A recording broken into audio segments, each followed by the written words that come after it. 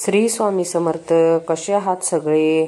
आपल्या जीवनामध्ये लगेच नोकरी पाहिजे, आपल्याला मनासारखी, वेळेत लग्न झालं पाहिजे, वेळेत मुलं झाली पाहिजेत.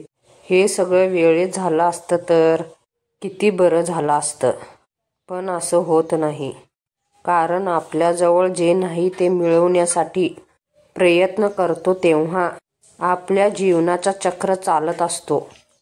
आमच्याकडे सगळं असतं तर त्याची किंमत कळली नसती, त्यासाठी कष्ट पण झाले नसते.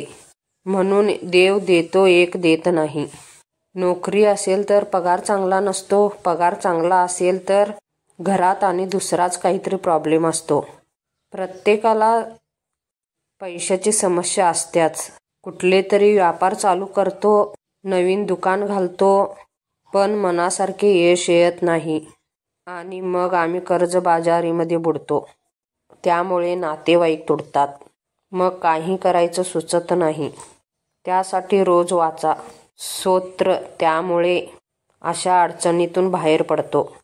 बाहेर पडणं शक्य होतं. आपली इच्छा पूर्ण होते. यासाठी उपवास उपाय काही नाही.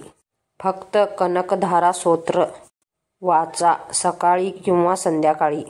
रोज जमत नसेल तर शुक्रवारी, पौर्णिमा, अमावस्या वाचा. तसेच दिवाळीच्या अमावस्याला सुद्धा न चुकता वाचा. आणि मग बघा जीवनात काय बदल होतो ते पण मनापासून वाचा. कोणीतरी सांगितलं म्हणून वाचतोय असं नको. कनकधारा स्तोत्र हे मराठीमध्ये सुद्धा आहे.